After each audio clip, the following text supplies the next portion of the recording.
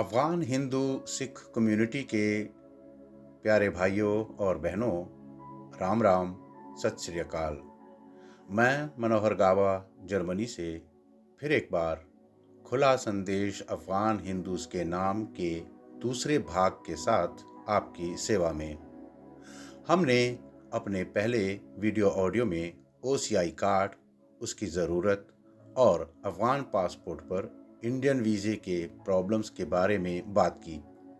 ये हमारे मौजूदा विषय हैं। ऐसे और भी बहुत सी समस्याएं हैं जिनसे हमारी कम्युनिटीज़ प्रभावित और त्रस्त हैं। इन सारी समस्याओं के समाधान के लिए सबसे पहली ज़रूरत है हमारी एकता की, इत्तेहाद की और इत्तेफाक की, जो कहीं न कहीं फैले और फैलते जा रहे इंतशार और बेइत्तेफाकी का शिकार हुए जा रही हैं।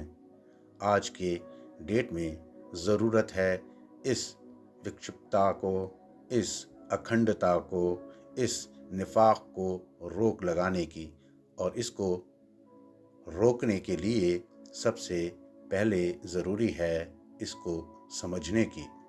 आइए आज हम इस इंतशार और निफाक के कारणों को इसके ऐतिहासिक या तारीख़ी पस मंज़र में समझने की कोशिश करते हैं, जिसको आध्यात्मिक और वैज्ञानिक दृष्टिकोण से देखने का प्रयास करते हैं। हालांकि ये एक बहुत बड़ा मौजू है, लेकिन मैं कोशिश करता हूँ इसको जितना हो सके मुख्तसर करके आपके सामने रखूं। मेरे इस इत्तेफाक, एकता और संगठित होने के पीछे सिर्फ ओसीआई कार्ड या वीज़ा प्रॉब्लम नहीं, बल्कि इससे भी बहुत बड़ी समस्याएं हैं, जिसको आप शायद मेरे इस ऑडियो वीडियो को सुनते सुनते आपके ध्यान में आ जाएं, या कुछ कुछ इशारे ही मिल जाएं। जो समझ जाएंगे तो इस पर विचार ज़रूर करेंगे, जो समझना नहीं चाहते उनको तो वैसे भी कोई समझा नहीं सकता। मुझे पता नहीं, हो सकता है मेरा ये मैसेज और भी लंबा हो जाए और मुझे तीसरा पार्ट भी बनाना पड़े। देखते हैं आगे आगे क्या होता है। पिछले कुछ दिनों में मैंने जो एक्सपीरियंस, जो तजुर्बे आपके अलग अलग व्हाट्सएप ग्रुपों और फ़ोन्स कॉल से किए हैं, मैं हैरान रह गया हूँ। आइए देखते हैं कि आज जनरली दुनिया में हर सतह पर दरार, विभाजन और पोलराइजेशन क्यों हो रहा है। इस आध्यात्मिक ड्रामे के पीछे क्या है। विभाजन और निफाक की श्रृंखला को बहुत पीछे से फॉलो करें तो ये कलयुग के आरंभ से ही शुरू होती हुई यहाँ तक पहुँची है और जारी भी रहेगी। स्विट्ज़रलैंड के एक प्रसिद्ध दार्शनिक आर्मिन रिजी अपनी एक किताब में संस्कृत के शब्द काली का मतलब जर्मन भाषा के शब्द कायल से मिलाते हुए उसका भी मतलब विभाजन, क्लेश, दरार, अलग होना, निफाक बताया है। दूसरी भाषाओं में भी इसका यही मतलब निकलता है। यही कलयुग का सार है, निफाक, विभाजन। हम खुद गवाह हैं कैसे कोल्ड वॉर में हर मुल्क के दो दो टुकड़े हुए, जातियों में, ख़ानदानों में, परिवारों में, रिश्तों में, भाई बहन में, और अब तो इंसान अपने आप में भी अपने अंदर ही स्प्लिट होने लगा है। पल में तोला, पल में माशा, सुबह को मूड, रात से बिल्कुल अलग। दिल में दुविधा है, ये काम करूं या न करूं, इधर जाऊं कि उधर जाऊं। खुद पर से ही विश्वास उठता चला जा रहा है। ये है कलयुग का सार। अभी जो हम ये खबरों में युद्ध देख रहे हैं, ये एक सियासी ड्रामा है। ये माया है। असली युद्ध और सेपरेशन, पोलराइजेशन और विभाजन एक ऊंचे स्तर पर भी हो रहा है, जिसे देवासुर संग्राम कहते हैं। ऐसा नहीं है कि कभी कोई देवासुर संग्राम हुआ था। देवासुर संग्राम का मतलब है देवों और असुरों का जो बीच में क्लेश होता है, युद्ध होता है, अच्छाई और बुराई के बीच का संग्राम है। ये हमेशा नित्य चल रहा है, आगे भी चलेगा। दोस्तों, मैं ये बातें अपने दिल से नहीं कह रहा।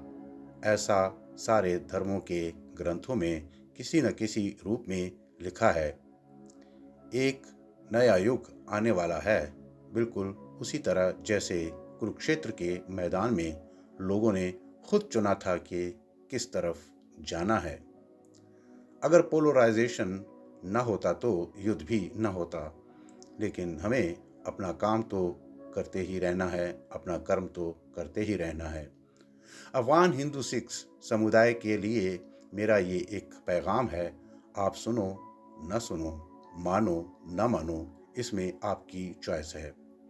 आपको अपना रास्ता खुद चुनना है, अपनी दिल और दिमाग को जोड़कर फैसला करना है। किसी के बहकावे और मैनिपुलेट होने से बचना है तो अपने फैसले खुद ही करें। देवासुर संग्राम में देवों की संख्या हमेशा कम होती है और असुरों की ज़्यादा। देवों की खासियत ये है कि कोई ज़बरदस्ती नहीं करते। आपकी इच्छा और मर्ज़ी के ख़िलाफ़ न कुछ ज़बरदस्ती थोपा जाता है और न ही कोई खुद से मदद करते हैं। मदद भी उसी की होती है जो मांगता है मदद। लेकिन असुरों की खासियत ये है कि पहले मैनिपुलेट करते हैं, अपनी मर्जी थोपते हैं, षड्यंत्र करते हैं, ज़बरदस्ती करते हैं। कलयुग के इस पंचम काल में दुनिया बड़ी तेज़ रफ्तार से हर लेवल पर निफाक, दरार और विभाजन की ओर आगे बढ़ती चली जा रही है।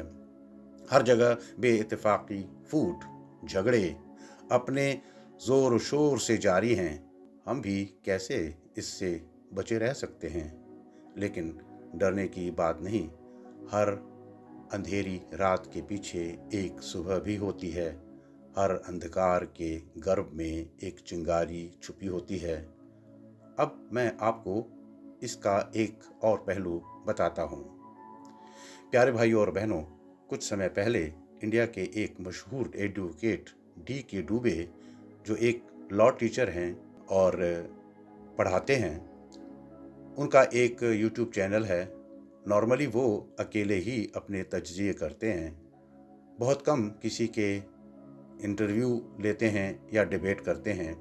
लेकिन उन्होंने कुछ समय पहले अपने चैनल पर कुछ विद्वानों को इनवाइट किया और उनका ये कहना था कि कौरवों और पांडवों की लड़ाई के अंत में गंधारी ने अपने भाई शकुनी को ये कहकर कि तुमने मेरे परिवार में फूट डाली, झगड़ा करवाया और मेरे 100 पुत्र मारे गए, तो मैं तुमको श्राप देती हूँ कि तुम्हारे राज्य में कभी भी शांति नहीं रहेगी। तुम लोग में कभी एकता नहीं होगी। तुम हमेशा लड़ते रहोगे तब तक जब तक तुम प्रायश्चित नहीं करोगे। तो दोस्तों, अफगानिस्तान की पूरी तारीख देख लो। जितने उपद्रव, मारपीट, कुछ तो कुश्तार यहाँ इस सरजमीन पे हुई है, दुनिया में कहीं भी नहीं हुई होगी, जो आज तक जारी है। अफगानिस्तान हमेशा विश्व की राजनीति का केंद्र रहा है और आज भी है। मेरा मानना है, या शायद था, कि ये श्राप हमारे अफगान हिंदू सिख के लिए नहीं हो सकता, क्योंकि हम मूल रूप से भारतीय हैं। मेरी मौजूदा कोशिशों का नतीजा ये साबित कर देगा कि ये श्राप व्यक्तिगत रूप से उन सभी लोगों पर लागू होता है जिन्होंने अफगानिस्तान में जन्म लिया है, या हमारे और हमारे पूर्वजों के कर्मों भी इसमें शामिल हैं। मेरा ये अफगान हिंदू कम्युनिटी को एकजुट करने का आइडिया और प्रयास सफल होता है या नहीं होता, तय करेगा कि हमारी सामूहिक चेतना या कलेक्टिव कॉन्शियसनेस का लेवल क्या है। व्यक्तिगत रूप से या इंडिविजुअली, जो हर कोई अपने फैसलों का जिम्मेदार खुद होता है। बात सिर्फ इतनी है कि हम सब मिलकर अपने आने वाली पीढ़ी के लिए क्या सोचते और करते हैं। अफ़गानिस्तान में हमारी तारीख कुछ 100 साल ही पुरानी है, जब अफ़गानी आक्रांताओं जैसे महमूद गजनवी और अहमद शाह अब्दाली के ज़माने में कुछ ज़ोर ज़बरदस्ती अफ़गानिस्तान लाए गए थे। फिर उसके बाद हमारे दादा परदादा को अलग अलग कामों के लिए उत्तर भारत, खासकर सिंध, पंजाब, सराइक से, शायद कुछ उत्तर प्रदेश और राजस्थान से अफ़गानिस्तान लाया और बुलाया गया था, जिनको अफ़गानिस्तान के अलग अलग शहरों काबुल, कंधार, गजनी, जलालाबाद, चारेकार, लकमान, लोगर, खोस्त, गर्देज वगैरह में बसाया गया, क्योंकि अफ़गानिस्तान के अनपढ़ लोगों को हमारी ज़रूरत थी। शाही दरबार से लेकर आयुर्वेद, सरकारी प्रशासन, तुजारत, एक्सपोर्ट इंपोर्ट वगैरह काम ये जानते नहीं थे। इन क्षेत्र के प्राचीन हिंदू, जरदुश्ती और बौद्ध बहुत पहले, 1000 से 800 साल पहले ही मारे गए या कन्वर्ट हो गए थे। अफ़गानों ने बाद में अपनी ज़रूरत के खातिर हमें धार्मिक आज़ादी दी, तब हम वहाँ सेट हो गए। इसी वजह से हमारी भाषा, हमारे फैमिली नाम, हमारे इष्ट धर्म, हमारी सभ्यता और पोशाक तक आज तक हमारे साथ है। ये सारे तथ्य, खासकर हमारे फैमिली नाम ही इस बात को सिद्ध करते हैं कि हम भारतीय हैं। ये जो कुछ लोग ये दावा करते हैं कि हम अफ़गानिस्तान के प्राचीन हिंदू हैं, सरासर गलत और मिथ्या है। हम भारतीय हैं। हमारे 90% नाम सिंध, पंजाब और सराइक से आते हैं। कुछ उत्तर प्रदेश में, मिसाल के तौर पर मैंने जो सर्च किया तो आज भी बहुत सारे लोग मिसाल के तौर पर चंडियोक के नाम से रहते हैं। मैंने थोड़ा सुना है कि पगा लोग जैसे फैमिली नेम राजस्थान से आते हैं। मैं श्योर नहीं हूँ, मैंने सुना है ये चीज़। तो इन तारीख़ी तथ्यों को खंगाल कर अगर हम अफ़गानिस्तान के हिंदू सिख एकजुट हो जाएं, तो पूरी दुनिया में हमारी मिसाल बन सकती है। और ये मुमकिन है, क्योंकि ये श्राप जो गंधारी ने अपने भाई शुकुनी को दिया था, हमारे ऊपर लागू नहीं होता।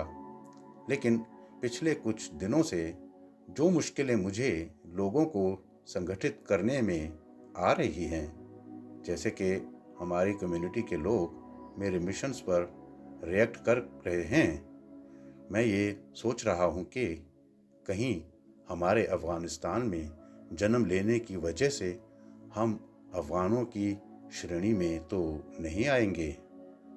फिर तो इसका मतलब साफ है, हम भी इस श्राप के भागीदारी होंगे।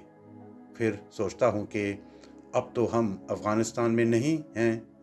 फिर सोचता हूँ कि ये हर किसी का अपना कर्म है, ये व्यक्तिगत बात है। बहरहाल देखते हैं कि अब भविष्य में छुपा क्या है।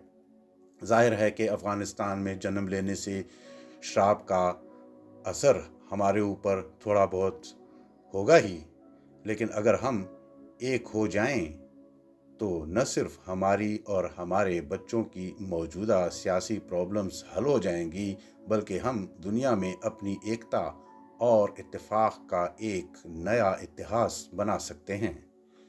क्या पता हम अफ़गानिस्तान की तालिबानी अंधकार में रोशनी की एक किरण ही बन जाएं, एक ऐसा चमत्कार कर गुजरें जिसे देखकर खुद हिंदुस्तान और पूरी दुनिया को दंग कर सकते हैं।